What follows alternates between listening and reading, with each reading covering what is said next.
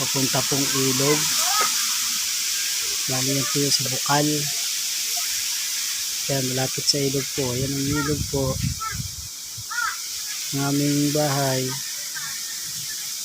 Ito po ang aming kahirapan po. Ayun. Yan ang aming bubong lang ho. Yan, ari sa nanay ko, sa lula. Ito sa akin diyanan.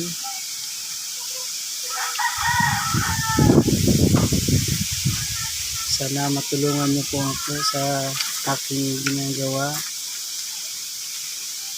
Kung na kami ay pinapaalis na ho. Wala ko kami pupuntahan. Construction worker lang ang aking trabaho.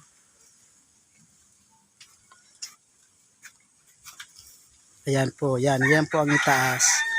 Bali wala po kaming kuryente. Dati po may kuryente kami, bali po nakikabit lang po kami sa taas, yung mga bahay sa taas po, ayan. Bali po, ari lang po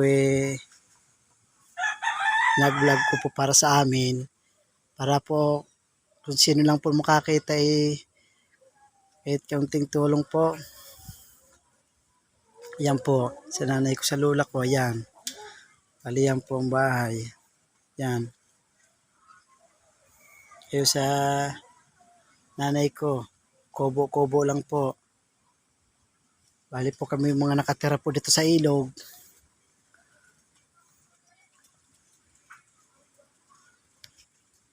Yan po ang aming mga kawayan.